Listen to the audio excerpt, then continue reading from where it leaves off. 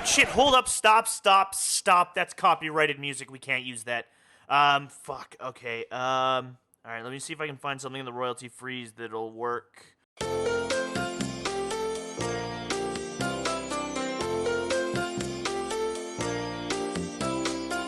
God damn it, this sucks.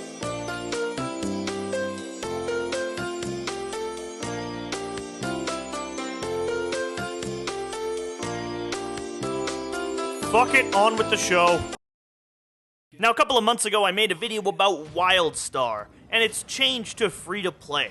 You know, no big deal, just a little video. It's maybe probably kind of the reason you're here. In the video, I talk about how I wouldn't like a free-to-play system. I believe that the game can stand on its subscription merits alone. But why am I so against free-to-play? Why are there so many other people who were against free-to-play up to the announcement a couple of months ago? Well, there was another really great game out a while ago that wound up going free-to-play, and that game didn't turn out so well for it. It's still alive and fairly popular, but the systems it uses for free-to-play are extremely restrictive and exploitative.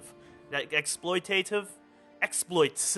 It exploits people. That game, though, was The Old Republic.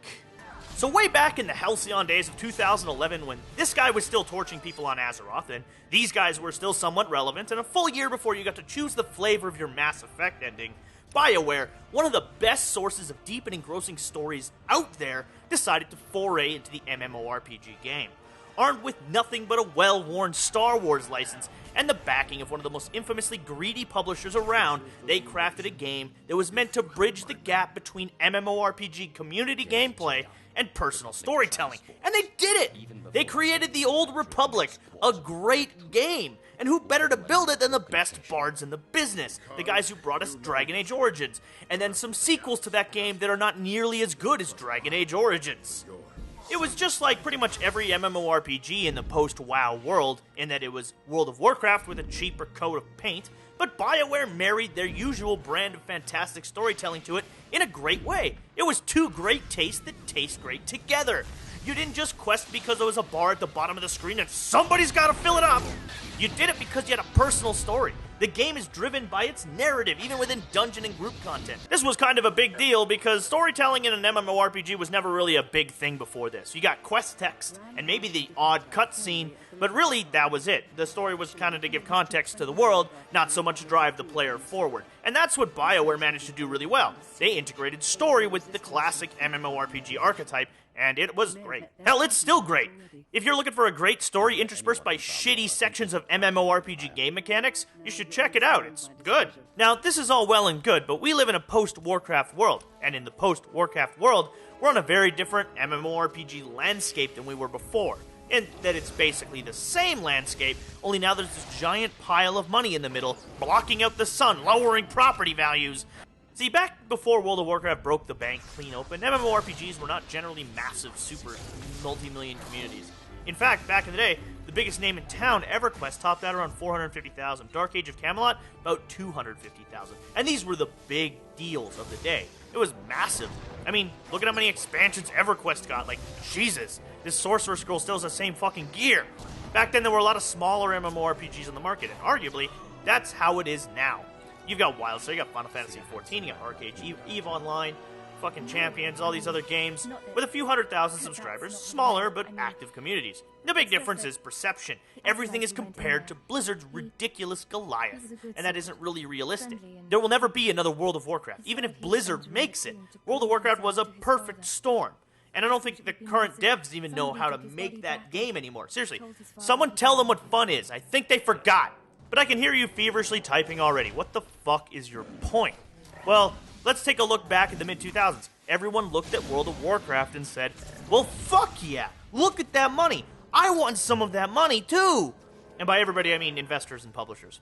And so in this strange post-Warcraft world where everybody was trying to figure out how Blizzard made so much money, EA did something incredibly stupid. They dropped a planetary ton of money on making Star Wars The Old Republic. The Old Republic cost an estimated $150 million to $200 million to make. At the time, it was the most expensive video game ever made, and has only since been eclipsed by Grand Theft Auto 5 if you include all of their marketing. Holy fucking shit! For comparison, World of Warcraft cost $63 million. That's just under half to a third. In fact, during a 2008 conference call, it was stated by Blizzard that running World of Warcraft for 5 straight years cost $200 million, the equivalent of the Old Republic's development costs. That's a metric fuck ton of money to sink into something that, unfortunately, now with hindsight we can see, was probably doomed from the start.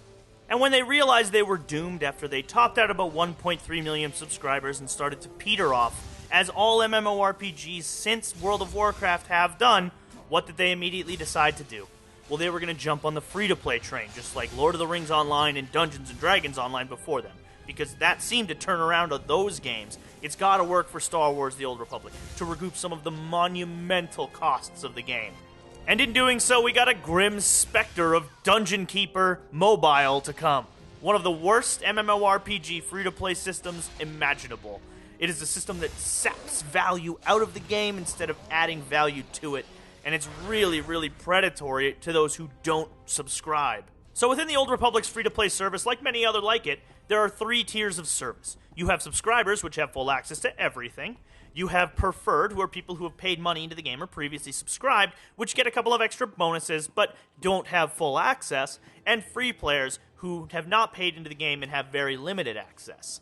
Now, I'll get into it in a little bit more detail in a second, but there are 3 core tenets of the free-to-play system of the Old Republic that really piss me off. Now, the first one is Dungeon, Warzone, and Operation Lockouts.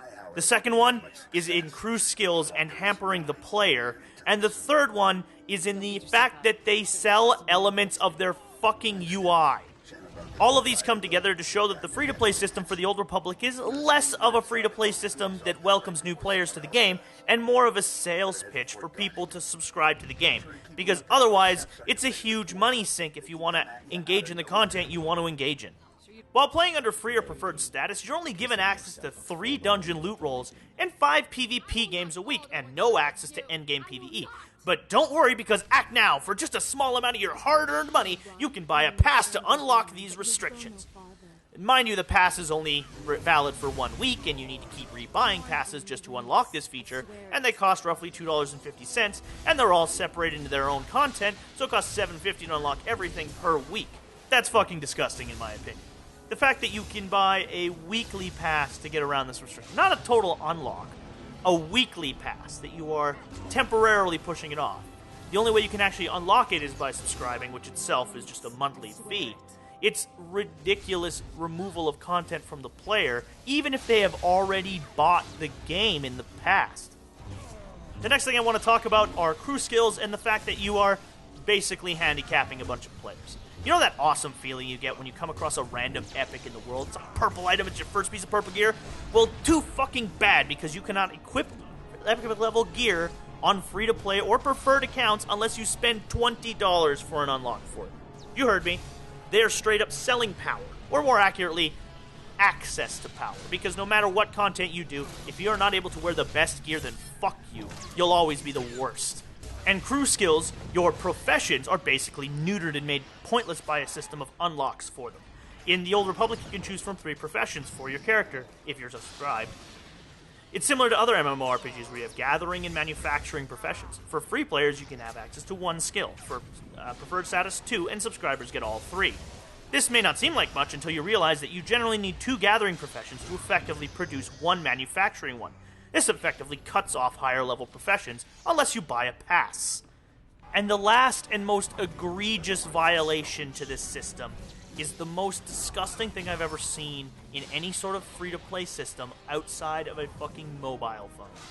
The game sells you action bars. Yeah, those fucking slots where you put your spells. And in a game that shovels spells at you like they're trying to hide them from the goddamn IRS, at my level, 20-something on this character that I made for this, I'm sitting on more skills that could possibly fit on 2 action bars, which is the maximum for free players. 4 is the maximum for preferred, and even then you're restricted, but you got a little bit more room. I've seen a lot of really dirty things in free-to-play games, but this seriously is a bakery full of fuck cakes. It's the, like, selling buttons on a fucking controller as DLC. Hit the right trigger right now to kill the enemy, only $1.99! Fuck, man. God damn it, all this fucking anger is, ugh. It's driving me up the wall. We gotta, let's look at something a little bit less, rage-inducing for a minute. Ah, kitties. Ah, kittens. Okay, I'm calm. Ah, look at the adorable kittens. Oh, alright. Whew, okay, let's continue. It sums up this ideology for the free-to-play structure of the Old Republic, where they're trying to restrict and take away value for people who aren't willing to pay the subscription. It paints the entire game's free-to-play side as a free trial, and a gameplay sales pitch to you. Buy now and get access to all this cool stuff that you can't really touch right now. To the point where even basic functions are kind of parted out. It's all symptoms of a game that was not designed for free-to-play. It wasn't. It simply wasn't. It was a game designed for subscription players. And when you try to convert it as cynically as EA has, you get these really nasty, disgusting free-to-play options.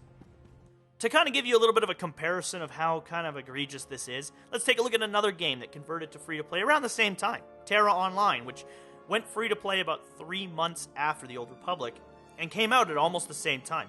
I've talked up this game and enjoyed a bit, and it was once a subscription game and made the conversion to free-to-play, and its free-to-play service is impeccable. It features the opposite style of free-to-play service. Instead of subtracting value for free players, it instead builds value for subscribers.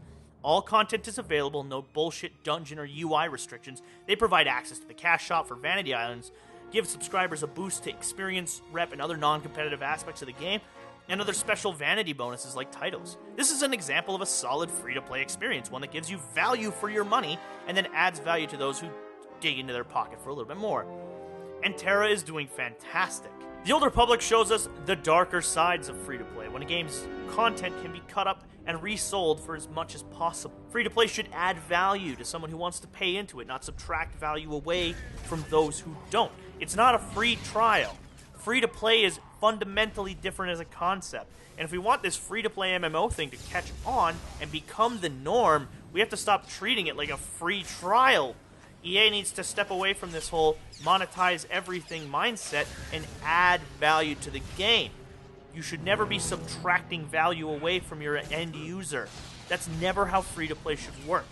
But I guess who am I besides the person who's buying your fucking games? That's all I got for today. Thank you very much for watching this video. I always appreciate it when people check these guys out. I love making these videos, so thank you very much once again. I've never really been okay with what happened to the Old Republic, and the way they chopped up their content is really nah to me. So I got a little salty in this one. I'm sorry if you didn't like it. We'll be back next week with more happy things.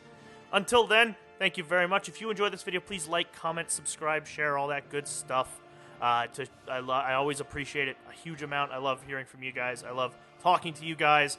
And we've also got a Steam group that there's a link down in the description if you're interested in maybe playing with some people from the group, from people who watch the show or people who just want to play fucking video games. It's good times. Thank you very much again for checking out this video, and you all have a great one. Wait a minute, it costs $2 to hide your fucking headpiece? What the